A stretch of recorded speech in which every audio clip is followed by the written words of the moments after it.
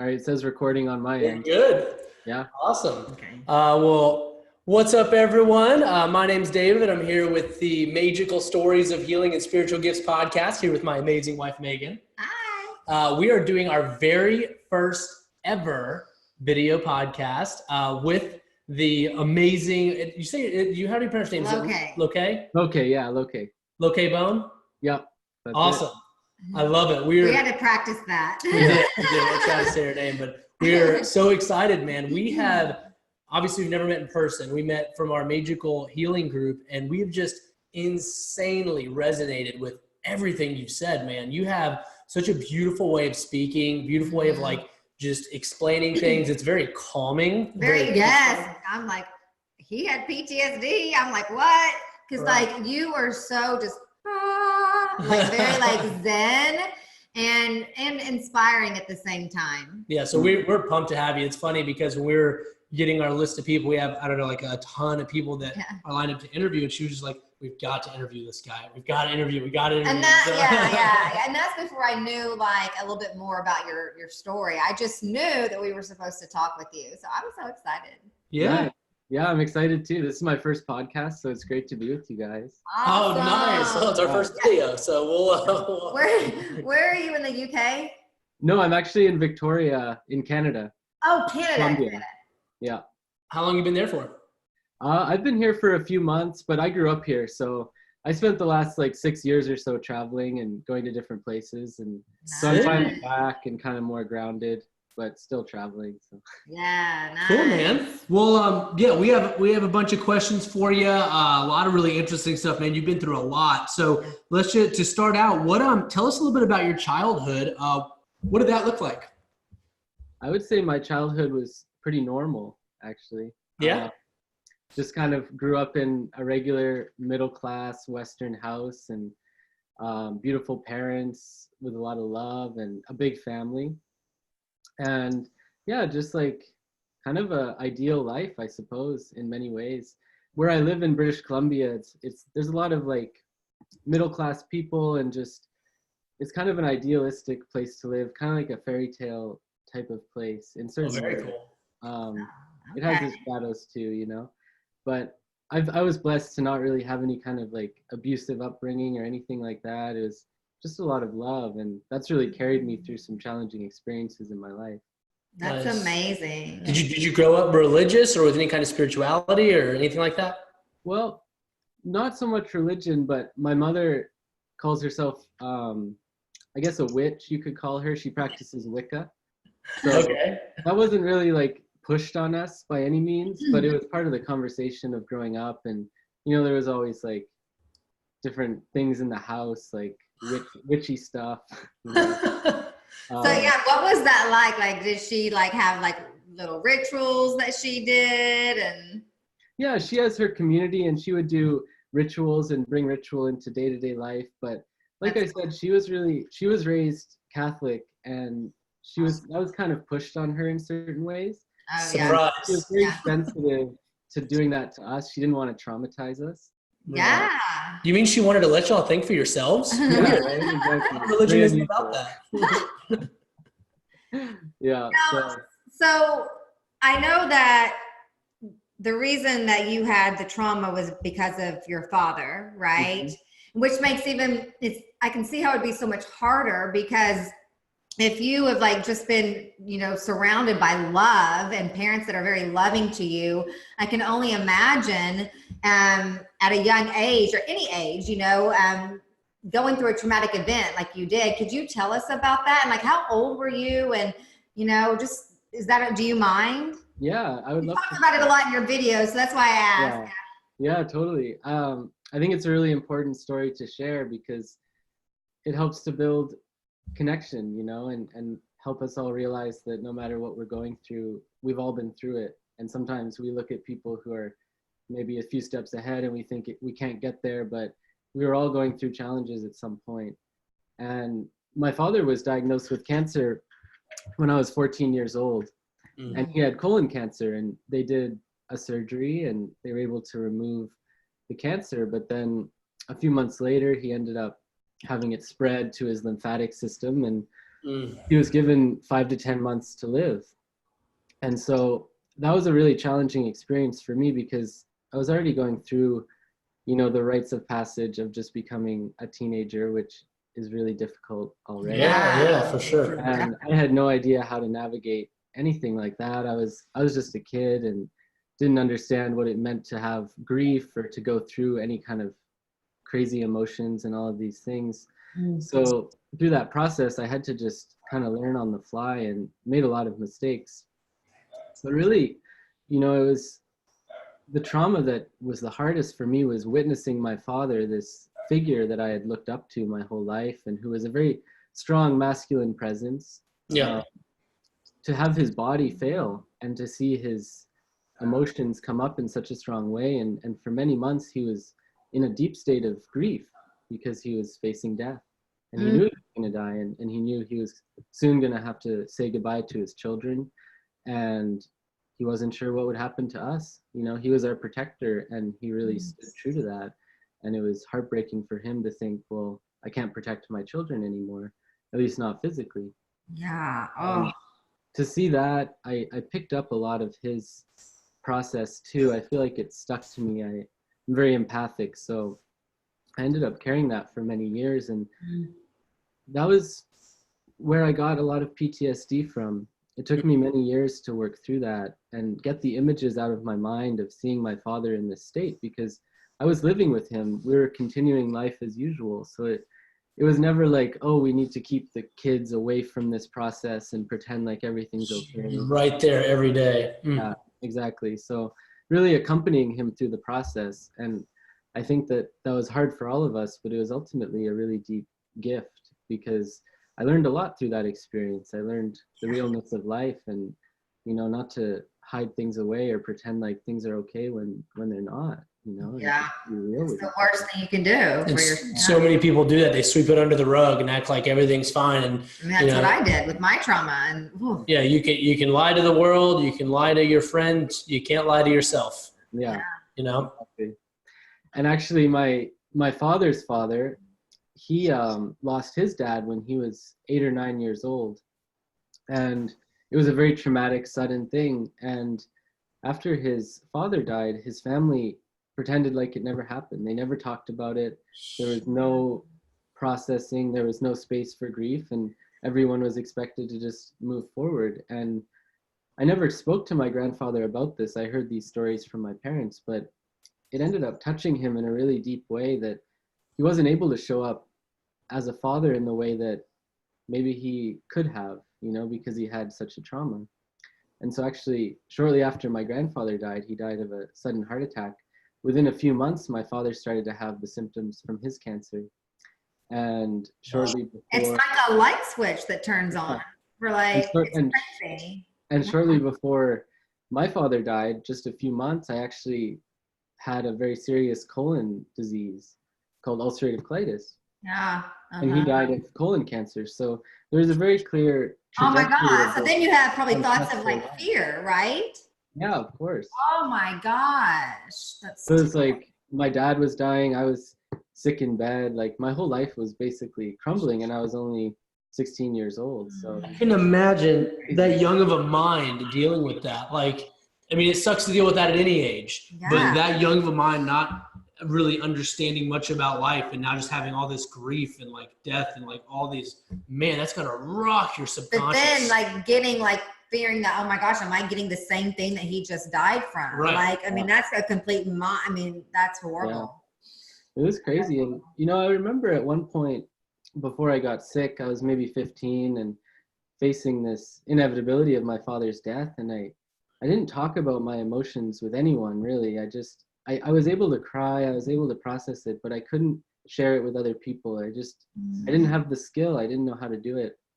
And I was scared to be vulnerable in that way. And I remember at one point I was in my room and I was just crying and grieving and going through this really deep process. And I felt it all in my gut. And I literally had this thought like, wow, this pain is eating away at me. And a few months later is when I got diagnosed with this disease, which ulcerative colitis is literally ulcers throughout the entire colon.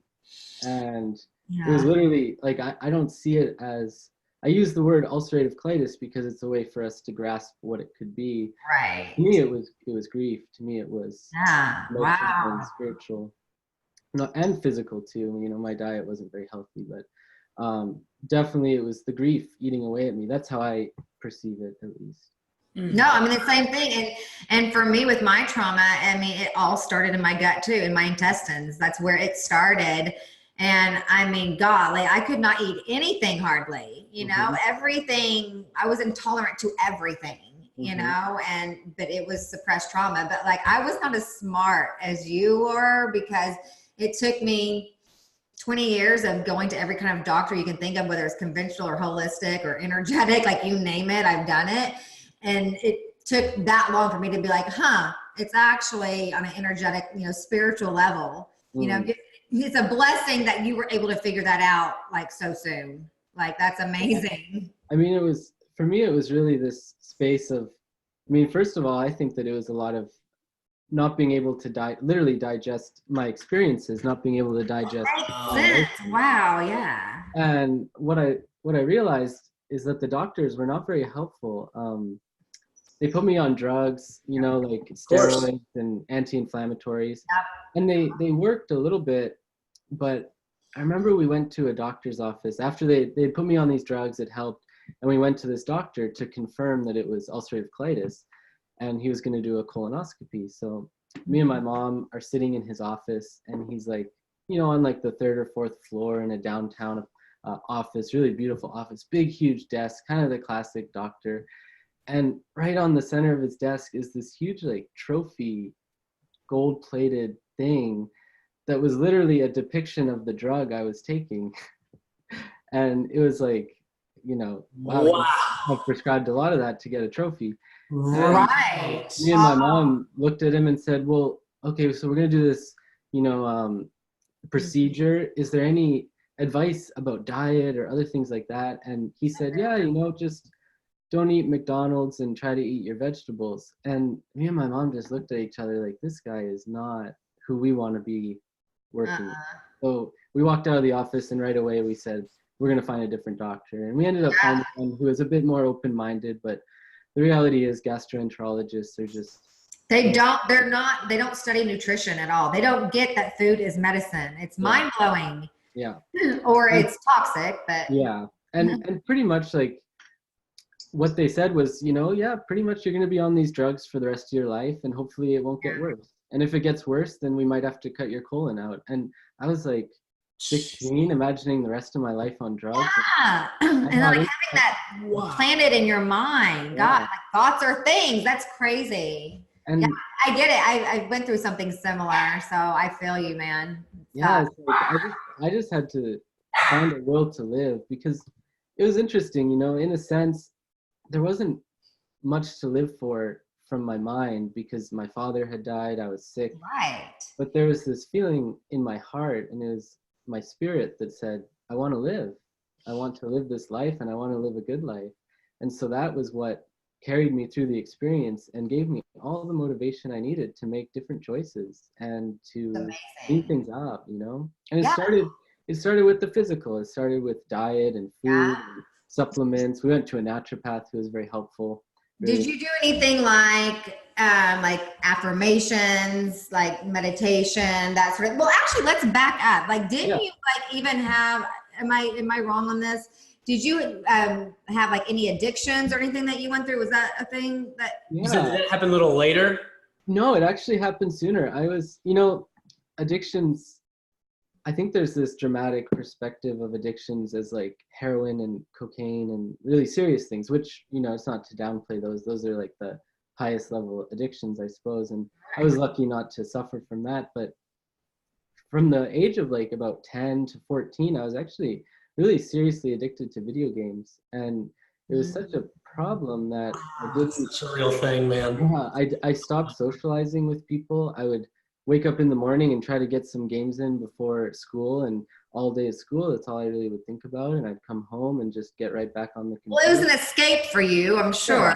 It was a way. Such a real thing. That's he knows about that. I loved RPGs. I played RPG religiously. Oh yeah, totally. I was It I was didn't. totally addicted to World of Warcraft. Oh man, I played RPGs and like my littlest brother. I don't really, for various reasons that on another show we can do. I don't. My original family doesn't talk to me, and my littlest, because of psychedelics, they think psychedelics is heroin, and they think I'm down this horrible path because of psychedelics. But that's a whole other story. Right. But anyway, the point is, I genuinely have a worry for my youngest brother from the age of like, dude, 6. He's 20 now. I'm not even shitting you, probably 11 hours a day. Like, that's all he does. He wakes up early to play 4 hours. He used to go to school, and now he plays hours on video. Like, people, I guess it's all, everything in moderation. Kids across the street it's like just, that, dude, that's such an addiction. Thing. You're so real. So talk to me about that. How'd you realize that there was a problem, and how'd you overcome that? And how do you like break that pattern? Right. Well, really, it started to become apparent one summer where all I did was play video games. I didn't, and my friends would call me, I would just ignore the calls. Like, I even had one friend that would periodically come to my house, and I would be ignoring his calls, so he would just come over and try to find me, and he would like bang on my bedroom window, and I literally would just pretend like I wasn't home, because I also had a lot of social anxiety and I didn't know how to relate to people. So the video games was an escape for that. And I spent the whole summer playing video games. I didn't even get any sunshine or anything. And it kind of planted a seed, like, maybe this isn't normal, Yeah. But it wasn't quite enough to break it. And what it really took was two things. One thing was my father got sick, and something just shifted. It was like a breaking point, and I can't describe it. It wasn't a mental thing. It wasn't a decision. It just happened kind of organically, where I just like, my life blasted open in a strange way, and video games just lost their appeal in certain ways. And your internal priorities shifted. Yeah, exactly. I guess that was like the rite of passage in a sense. And then I started to socialize with some people at school, and I started to smoke marijuana, actually, which was also an addiction eventually. But for that point, it served a really clear purpose, and it helped me to relate to people. It also protected me, in a sense, from the overwhelming emotions that I was going through. Yeah. It was a bridge to a different life. Oh yeah. That marijuana was the same thing for me. Like, I'm listening to you and I'm like, wow, I can totally relate to that. Like, yeah. And eventually the marijuana turned into an addiction where same for me.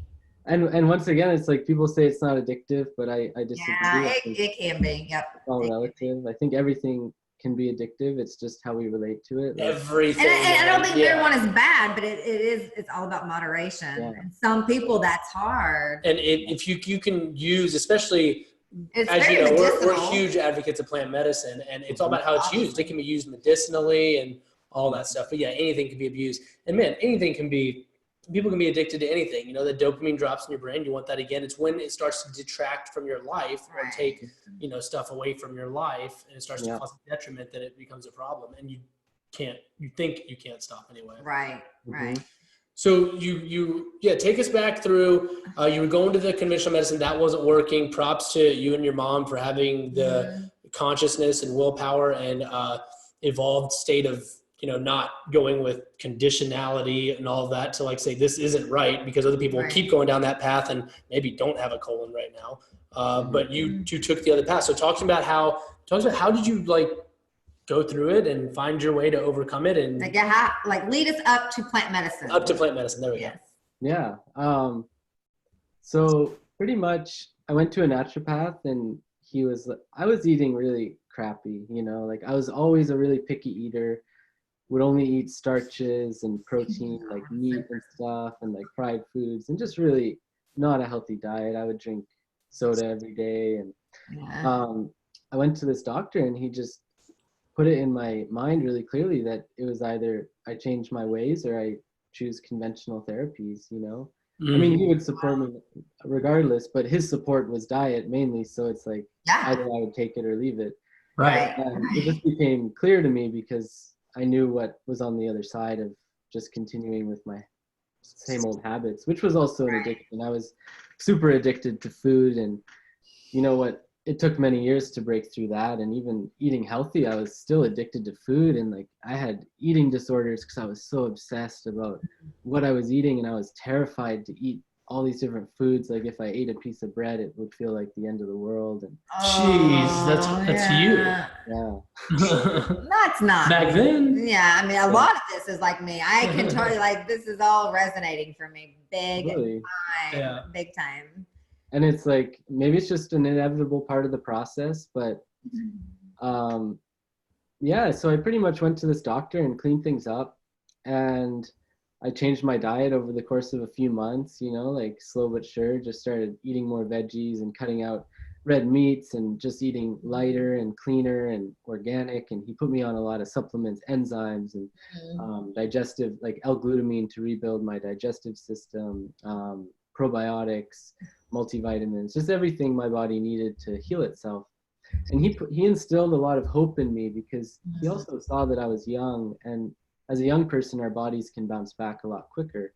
So he really pushed me and encouraged me and started to encourage me to find ways to relieve stress, which at that point, the only way I knew how to relieve stress was with marijuana, honestly. And it was really helpful. It was a medicine, but it was also becoming a crutch. So eventually I could only get so far with these natural therapies with the diet and everything. And every once in a while, like the symptoms would flare back up and then I'd be sick for a few weeks, even though I was doing everything right. And it took me through a lot of process of like blaming myself and getting down on myself because I felt the responsibility of the sickness, that it was my responsibility to heal it, and that also, in a sense, it was my actions that had brought me to that place.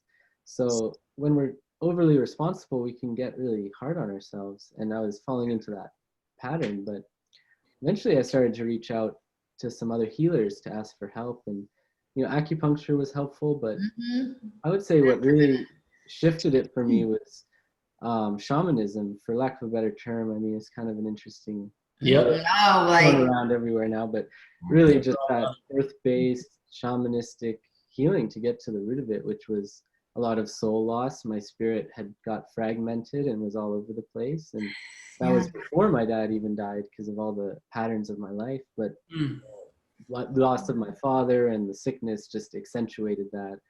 So doing some soul retrieval to bring my spirit pieces back, and that kind of work, it takes time to integrate it. It took me years really to experience the healing, because once the soul's back, then we still have to clean ourselves up. And it took years of just going through the emotions and letting the grief wash through me, and really to learn to relate to grief in a different way, because the colon, the way that I related to the colon, which is how they talk about in Chinese medicine, which is the organ of letting go.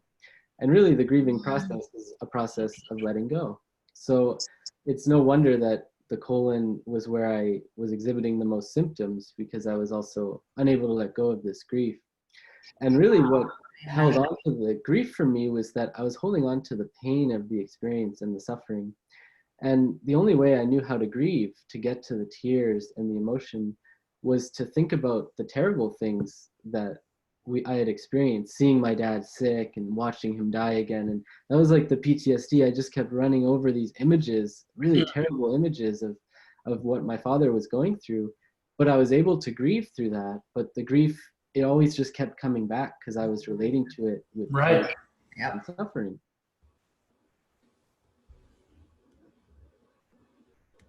Oh, still there, Lokay? Lokay? Froze. Loki. Lokay. Let me pause it. There. All good. We paused it. We paused it. So just a little blip. We're good. You were on a roll. We'll edit that out. Yeah. So the grief was a process of letting go, and I was holding on to the pain of the experience, the suffering. And it took many years for me to realize that I was just running in circles. I was just in a mental loop, and I wasn't letting things go. And then the pain just kept coming back, and the sickness kept coming back. And it really took me getting to the point of realizing that I needed to relate to grief with love, to remember the love that was shared, the love of the experience. And that love is ultimately what healed me, to be able to remember all the good times and the beauty, and also the pain of the loss, which is the loss of the love of a father, the loss of that presence, and the missed opportunities, and all of these aspects that come along with a death like that. And the work of Martin Prachtel really helped me with that. He talks about grief and praise, which is basically, in his culture, grief and praise are the same, that it's just kind of two sides of the same coin, that in order to grieve, it's really just a praising of life. And through the praising can come some really difficult emotions and pain and sadness, but it comes, the origin of it is love, the origin of it is gratitude, rather than the origin being fear and pain and suffering. Right. And the love can bring pain and suffering in a sense, because it's like, wow, I don't have that anymore. That's really difficult to face. But where does it stem from? What are the roots of it? So wow, that helped me to heal too, because once I learned how to let go of my emotions and let go of the grief, then I let go of the sickness too. That's amazing, dude. That's awesome. Like, did you ever like do work where you like would like feel like the pain again and like just kind of like breathe into it? You know, that's a lot of work that I did, you know, in the past that helped me. But again, like you, it would have taken probably years of it, but it works. Yeah. It tries, pain is that idea, that fear, you know, that thought process, it always tries to sneak back in, but it takes vigilance, you know, awareness, and realizing that we don't have to feed that anymore. Yeah. Now talk to me about like, so I know that you had told us prior to this that you had used like mushrooms therapy, I believe ayahuasca. So that's the thing that like helped me get to like my next level of healing. So I am like dying to know about your experiences. Like, can you walk me through like the plant medicines? Because so many people don't get their condition to not believe in plant medicine. Like that's a bad thing. Like I have part of my family is like that. And I'm like, I'm literally like healed. How is this a bad thing? But like, they don't know what they don't know, you know? So do you mind like walking us through like what those experiences were like for you? Like why you know, used them and how that experience was like? I'm dying to hear about your ayahuasca one. Yeah, for sure. You know, my first experience was with mushrooms, and I was actually only 14 years old. It was shortly after I started smoking marijuana, and it was like, let's go on to the next thing, you know, and mushrooms. So me and one of my friends who had experience with it, we bought a bunch of mushrooms. We bought like half an ounce of mushrooms or something like that, and we made a tea and drank it. And then we walked back to my other friend's house. There was like a few friends that were not having the medicine. They were just kind of hanging out with us. And we go back to my friend's basement, and I hadn't felt the mushrooms kick in yet, and I was just sitting there like, and I look at my friend and I was like, I think we took too many. So I started to get tired, and I laid down on the couch and I started to fall asleep. And I was half aware of my body and half aware of the dream. So it was like this kind of lucid state in a sense. And I felt all this pressure in my like intestines and stuff. And I started to go to this dream state where I visited my father. He hadn't been diagnosed with deathly cancer yet. He was in between that state. He had had his surgery. It seemed like it was clear, but we weren't sure, and he was still recovering. And I went and visited my father, and in that moment, I learned on a spiritual level that he was going to die. And his spirit told me that. So I was laying on my friend's couch. I started to cry, and then I opened my eyes, and like, it's just a bunch of 14-year-olds, you know, and all my friends are looking down at me like, is he okay? He's crying. And I was just like, wow, this is such a weird experience. And I felt all this pressure, and then, oh my God, and then I realized, like, finally, I was like, what is this pressure? And I was like, oh, I just really have to pee. And so I got up and went to the bathroom, and then I was like, guys, we got to get out of this basement. And so we went outside. I didn't really, like, I was experiencing the emotions of that, but I didn't fully comprehend what that vision was at the time. Right. More in retrospect that I realized it. So I kind of moved on from it, and we went outside, and it was just then like a really expansive, beautiful experience, the more classic mushroom experience, feeling very connected to nature and to each other and laughing and having fun. So it was like the two sides, bad trip followed by a beautiful trip. Yeah. And that kind of put me off psychedelics. It was kind of a intense process. And you know, a few years later, maybe when I was like 19 or 20, I think. Yeah, like 20 or 21. I drank ayahuasca for the first time, and that really opened me up to some new possibilities. And I feel like the ceremony in itself was healing, but the more healing that I experienced was the opening of a path and a string of synchronicities that led me to where I needed to be, which I was set to go to school and become a chemist and do all these things that would have just been more conventional. And after the ayahuasca experience, I was like, I don't want to do that. I took off on a road trip and started traveling, and I haven't really stopped since. But I had kind of an aversion to plant medicines too, because I felt like there was an element of fear, and there was an element of me wanting to experience spirituality in what I perceived as maybe a more pure state, in the sense of achieving certain experiences and realizations without the assistance of such a strong plant. So I was drawn more to ceremonies like sweat lodge. I did a lot of sweat lodges, and I started to get really tied to that path and really felt like this is what I need. This is good. I don't need plants. And then eventually I met a woman, and she introduced me to some other plants, and it kind of just happened to me. And I resisted it for a long time, but I started to open to it, because once the plants come, we sometimes can't fight it. Like they have a mind of their own, man.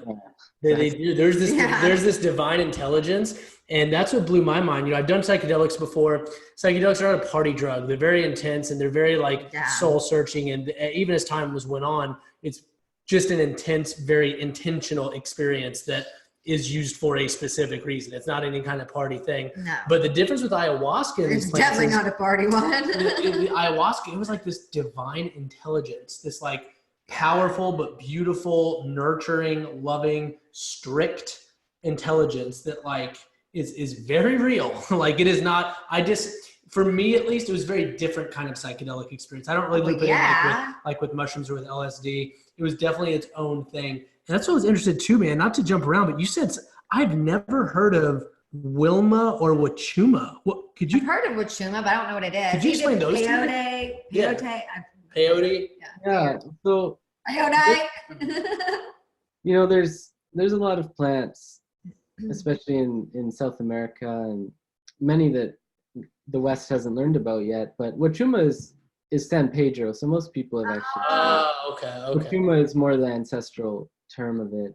So I have a question about San Pedro. I've heard it's more of like a loving experience, like a beautiful experience, whereas ayahuasca kicked my ass. So I'm curious, is that true? You know, with my experience with it, Wachuma is a very humbling medicine, and it works the way that I've experienced it in my life is that the effects of the ceremony play out over the coming months. So integration. I drank Wachuma one time, and this was like my first time with it. And over the course of a few months, I totally went through a lot of deaths, and I had to learn a lot about myself, and I had to look at myself about how I was trying to control things and look at my fear and all these things that are really difficult to see in ourselves, because the medicine of the Wachuma is it cuts off our heads, so it tends to get us out of the mental a little bit. Wow, it kind of helps dissolve the ego a bit. Yeah, definitely. That's such a powerful concept too, is this thing of trying to control. I've dealt with that. Like that's something that I still have to remind myself of, not try to control. Like there's this flow about life. Like I definitely feel it kind of ties into divine guidance and like the plan for us all. But you know, it's this flow. You got to find your flow. If you're trying to force it, that's resistance. And like you got to find that flow. Yeah. And what's Wilma? Wilma, it's called Wilca. It's a medicine from South America too. Wilma. I was like, Wilma. People are researching Wilma after this. Wilma ceremonies. So Wilca is a South American plant. Yeah, it's like a DMT plant. Okay.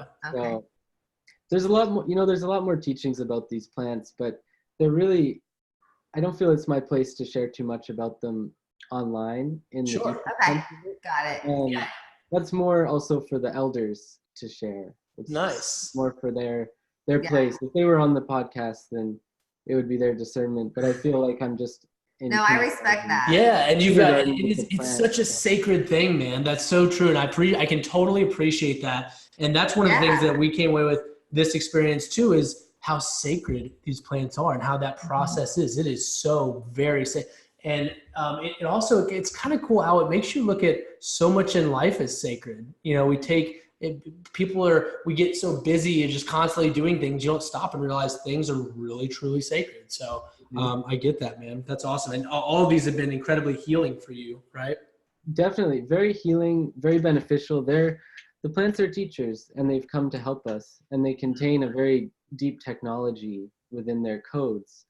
And they can help us to use that technology like we use cell phones to learn things and learn how to be humans again. Because I think many of us have forgotten what it means to be a human, what it means to be a man, what it means to be a woman. And that the plants have a way to help bring that into balance. And How old are you now? how old am I? Yeah. I'm 26.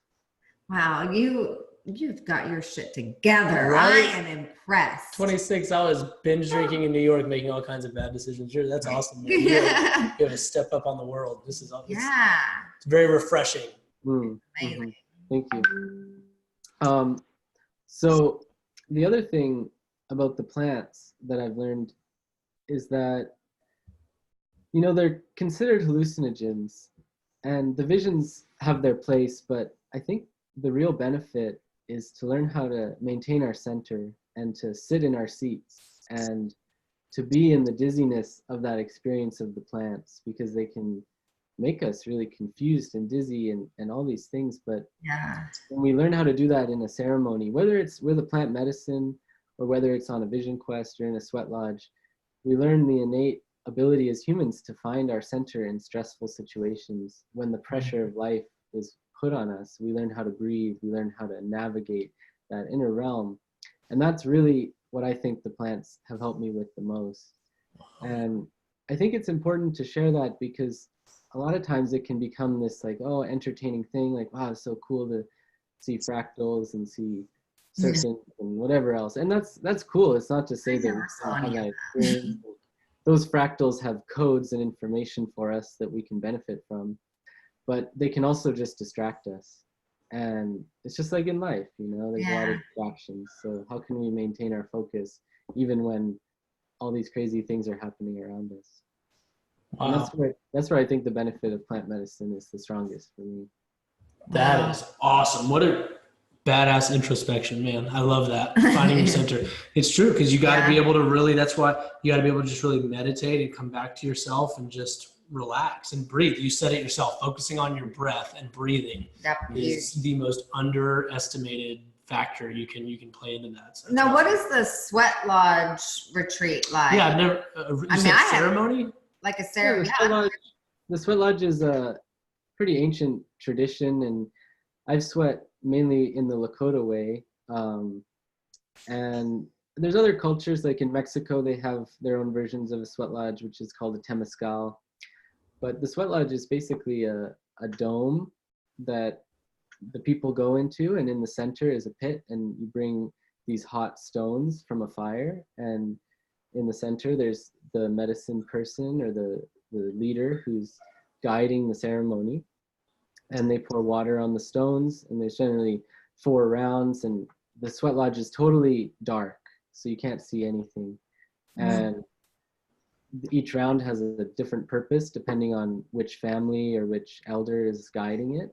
And you basically call to certain spirit helpers to come and help the people and to bring healing and to also cleanse. It's primarily a cleansing ritual, so it helps us to release all the emotional things we carry in our lives, the people that we carry, because maybe we're living with someone who's going through a hard time, or our family is having difficulties, and we can carry that on our shoulders sometimes, and that can get really heavy. So we need ceremonies that cleanse us too, and cleanse us spiritually, because the world is such a crazy place. We're picking up all this stuff, and people burn sage all the time to cleanse themselves, but Right. sometimes you need to go a bit deeper, and the sweat lodge is really good for that. How long is the ceremony?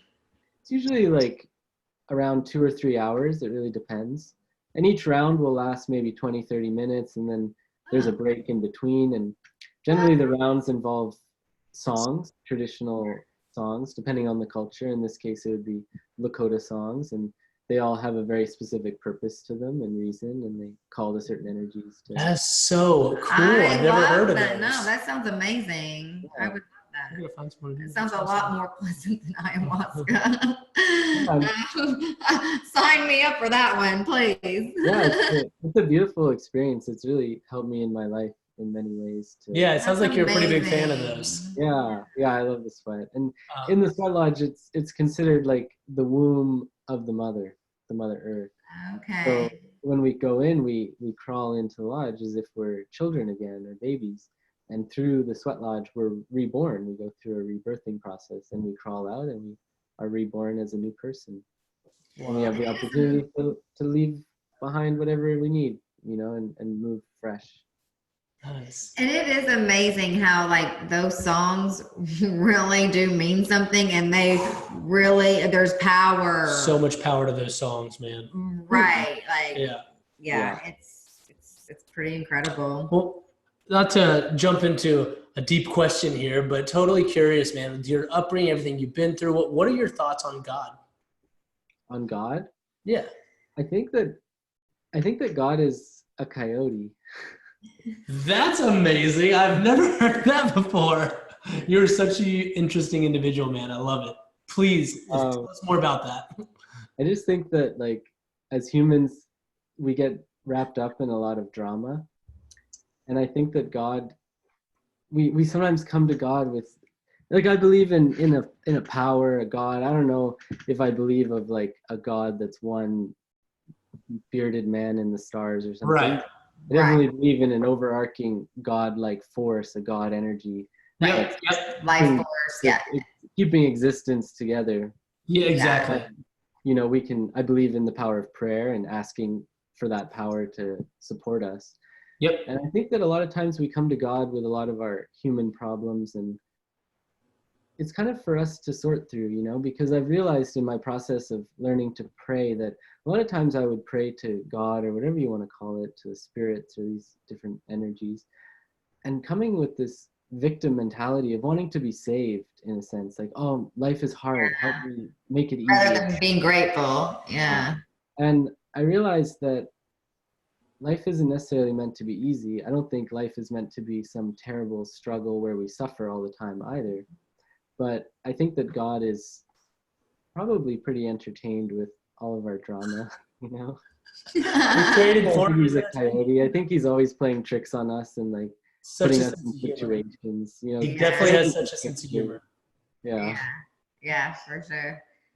Well, it's interesting that it spells dog too. Right. Wow. Right. Yeah. Well, what do you think happens after death? Well, I think that when we die, we return to the spirit realm, and we get to go home, is how a lot of cultures call it, and I relate to that because we're here. I feel that our spirit is timeless, and that we live perhaps many lifetimes, many existences, many lives. And when we die, we get to return to nothingness in a sense, but also to return to that space of love and return to God in a way, or whatever you want to call it. And I think that a lot of us remember that place that we came from. There's an innate remembrance, especially when we're on the spiritual path. And I think that sometimes we want to go back to that place. And when we have that desire, then sometimes we can become self-destructive because we want to return to the love that we came from. And the fastest way to return there is, I think, to die, personally. But we also came here not to just jump out as soon as possible. So without that awareness, I think there's a lot of like self-suicide kind of tendencies. Like for me, I look at my life and I've gone through, I haven't really struggled with suicide so much, but I've made a lot of choices in my younger years that were contrary to life, that they were bringing me towards death, because I think I didn't want to live. There was something that I didn't like this world, because I remembered how beautiful the place that I came from was, that we all came from. And I wanted to go back there. And I think a lot of people relate to that, consciously or unconsciously. So I think that death is a really beautiful place. And I think also we probably come back.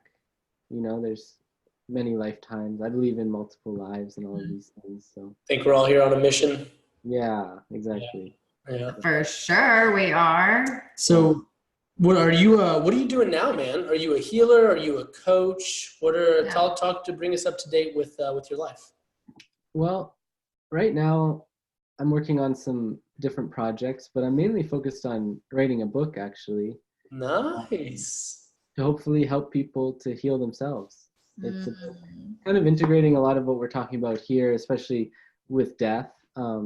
It's a book, kind of like a guide that will help people through the grieving process, so that hopefully they don't struggle with that thing I was talking about earlier, with the suffering and the pain and all of that, but to learn how to relate to grief as a friend and an ally, and a space that can be one of love, even if it's painful.